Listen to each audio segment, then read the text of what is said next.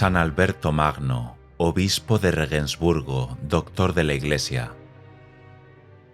Los propios contemporáneos de San Alberto fueron quienes le dieron el título de Magno. Por la profundidad y amplitud de sus conocimientos solían llamarle también el Doctor Universal, y decían que sus conocimientos en todos los campos son casi divinos, de suerte que merece que le llamemos la maravilla y el milagro de nuestra época. Aún el monje Rogelio Bacon le consideraba como una autoridad y calificaba sus obras de fuentes originales. El hecho de haber sido el maestro de Santo Tomás de Aquino contribuyó también a la fama de San Alberto, pero sus contemporáneos, lo mismo que la posteridad, le han juzgado como un hombre grande por sí mismo. Alberto era de origen suabo, pertenecía a la familia Bollstadt. Nació en el castillo de Lauingen, a orillas del Danubio, en 1206. Lo único que sabemos sobre su juventud es que estudió en la Universidad de Padua.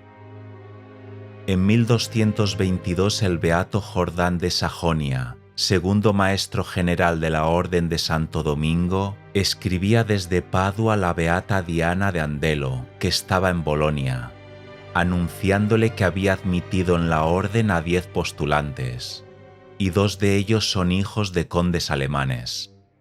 Uno era Alberto. Un tío suyo que vivía en Padua había tratado de impedir que ingresase en la orden de Santo Domingo, pero la influencia del beato Jordán había sido más fuerte que la suya. Cuando el conde de Bollstadt se enteró de que su hijo vestía el hábito de los frailes mendicantes, se enfureció sobremanera y habló de sacarlo por la fuerza de la orden. Pero los superiores de Alberto le enviaron discretamente a otro convento y la cosa paró ahí.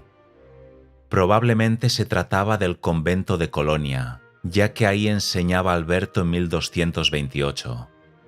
Más tarde fue prefecto de estudios y profesor en Hildesheim, Friburgo de Brisgovia y Estrasburgo. Cuando volvió a Colonia era ya famoso en toda la provincia alemana. Como París era entonces el centro intelectual de Europa Occidental, Alberto pasó ahí algunos años como maestro subordinado, hasta que obtuvo el grado de profesor.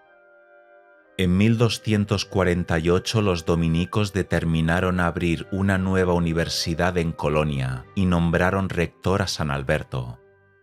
Desde entonces hasta 1552 tuvo entre sus discípulos a un joven fraile llamado Tomás de Aquino. En aquella época la filosofía comprendía las principales ramas del saber humano accesibles a la razón natural: la lógica, la metafísica, las matemáticas, la ética y las ciencias naturales. Entre los escritos de San Alberto, que forman una colección de 38 volúmenes, hay obras sobre todas esas materias, por no decir nada de los sermones y de los tratados bíblicos y teológicos. La figura de San Alberto y la de Rogelio Bacon se destacan en el campo de las ciencias naturales, cuya finalidad, según dice el santo, consiste en investigar las causas que operan en la naturaleza. Algunos autores llegan incluso a decir que San Alberto contribuyó aún más que Bacon al desarrollo de la ciencia. En efecto, fue una autoridad en física, geografía, astronomía, mineralogía, alquimia, es decir, química y biología, por lo cual nada tiene de sorprendente que la leyenda le haya atribuido poderes mágicos. En sus tratados de botánica y fisiología animal, su capacidad de observación le permitió disipar leyendas como la del águila, la cual, según Plinio, envolvía sus huevos en una piel de zorra y los ponía a incubar al sol. También han sido muy alabadas las observaciones geográficas del santo, ya que hizo mapas de las principales cadenas montañosas de Europa, explicó la influencia de la latitud sobre el clima, y en su excelente descripción física de la Tierra demostró por un argumento muy complicado que era redonda. Pero el principal mérito científico de San Alberto no reside en esto, sino en que al caer en la cuenta de la autonomía de la filosofía y del uso que se podía hacer de la filosofía aristotélica para ordenar la teología, reescribió, por decirlo así, las obras del filósofo para hacerlas aceptables a los ojos de los críticos cristianos. Por otra parte, aplicó el método y los principios aristotélicos al estudio de la teología, por lo que fue el iniciador del sistema escolástico, que su discípulo Tomás de Aquino había de perfeccionar. Así pues, fue San Alberto el principal creador del sistema predilecto de la Iglesia. Él reunió y seleccionó los materiales, echó los fundamentos y Santo Tomás construyó el edificio. San Alberto escribió durante sus largos años de enseñanza, y no dejó de hacerlo cuando se dedicó a otras actividades. Como rector del Studium de Colonia se distinguió por su talento práctico, de suerte que de todas partes le llamaban a arreglar las dificultades administrativas y de otro orden. En 1254 fue nombrado provincial en Alemania. 2 años más tarde, con su alto cargo, asistió al capítulo general de la Orden en París, donde se prohibió a los dominicos que aceptasen que en las otras universidades se les diese el título de maestro o doctor, o cualquier otro tratamiento que no fuera el de su propio nombre. Para entonces ya se llamaba San Alberto el Doctor Universal, y el prestigio de que gozaba había provocado la envidia de los profesores laicos contra los dominicos. En vista de esa dificultad, que había costado a Santo Tomás y a San Buenaventura un retraso en la obtención del doctorado, San Alberto fue a Italia a defender a las órdenes mendicantes contra los ataques de que eran objeto en París y otras ciudades. Guillermo de Saint-Amour se había hecho eco de dichos ataques en su panfleto sobre los peligros de la época actual. Durante su estancia en Roma, San Alberto desempeñó el cargo de maestro del Sacro Palacio, es decir, de teólogo y canonista personal del Papa. Por entonces predicó en las diversas iglesias de la ciudad. En 1260 la Santa Sede le ordenó aceptar el gobierno de la sede de Regensburgo, la cual, según se le informó, era un caos, tanto en lo espiritual como en lo material. San Alberto fue obispo de Regensburgo menos de 2 años, pues el Papa Urbano IV aceptó su renuncia. Pero en ese breve periodo hizo mucho por remediar los problemas de su diócesis. Desgraciadamente, los intereses creados y la persistencia de ciertos abusos no permitieron al santo terminar la obra comenzada. Para gran gozo del maestro general de los dominicos, Beato Humberto de Romanos, que había tratado en vano de impedir que Alejandro le consagrase obispo, San Alberto volvió al Studium de Colonia. Pero al año siguiente el santo recibió la orden de colaborar en la predicación de la cruzada en Alemania con el franciscano Bertoldo de Ratisbona. Una vez terminada esa tarea, San Alberto volvió a Colonia, donde pudo dedicarse a escribir y enseñar hasta 1274, cuando se le mandó asistir al Concilio Ecuménico de Lyon. En vísperas de partir se enteró de la muerte de su querido discípulo, Santo Tomás de Aquino. Según se dice, lo supo por revelación divina.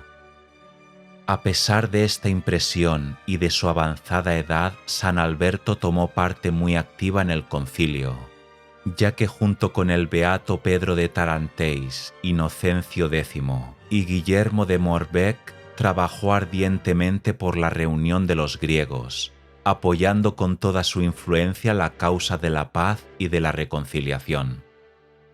Probablemente la última aparición que hizo en público tuvo lugar 3 años más tarde, cuando el obispo de París, Esteban Tampier, y otros personajes atacaron violentamente ciertos escritos de Santo Tomás.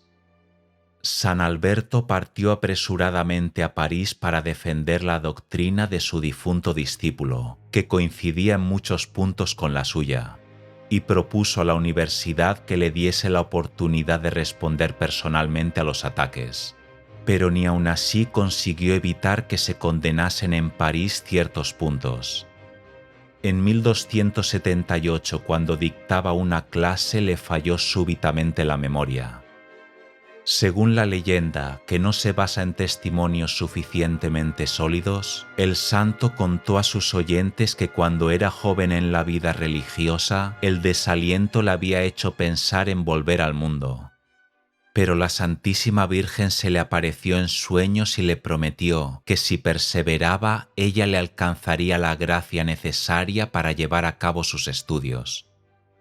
También le vaticinó que en su ancianidad volvería nuevamente a desfallecer su inteligencia, y que esa sería la señal de que su muerte estaba próxima. Como quiera que fuese, San Alberto perdió casi enteramente la memoria y la agudeza de entendimiento. 2 años después murió apaciblemente sin que hubiese padecido antes enfermedad alguna, cuando se hallaba sentado conversando con sus hermanos en Colonia. Era el 15 de noviembre de 1280. Alguien ha dicho, aunque en las obras de Alberto hay frecuentes indicios de que llevaba una vida de gran santidad, los hay también de que en cuanto empuñaba la pluma perdía ese olvido de sí mismo que caracteriza a Santo Tomás. Para sentirnos frente a un candidato a la canonización es preciso esperar a que Alberto deje la pluma y exprese con lágrimas lo más íntimo de su pensamiento. Este acceso gradual a las alturas de la santidad refleja la lentitud con que San Alberto llegó a la gloria de los altares. En efecto, no fue beatificado sino hasta 1622. Y aunque se le veneraba ya mucho, especialmente en Alemania, la canonización se hizo esperar todavía. En 1872 y en 1927, los obispos alemanes pidieron a la Santa Sede su canonización, pero al parecer fracasaron. Finalmente, el 16 de diciembre de 1931, Pío XI, en una carta decretal, proclamó a Alberto Magno doctor de la Iglesia, lo que equivalía a la canonización, e imponía a toda la Iglesia de Occidente la obligación de celebrar su fiesta. San Alberto, según dijo el sumo pontífice, poseyó en el más alto grado el don raro y divino del espíritu científico. Es exactamente el tipo de santo que puede inspirar a nuestra época, que busca con tantas ansias la paz y tiene tanta esperanza en sus descubrimientos científicos.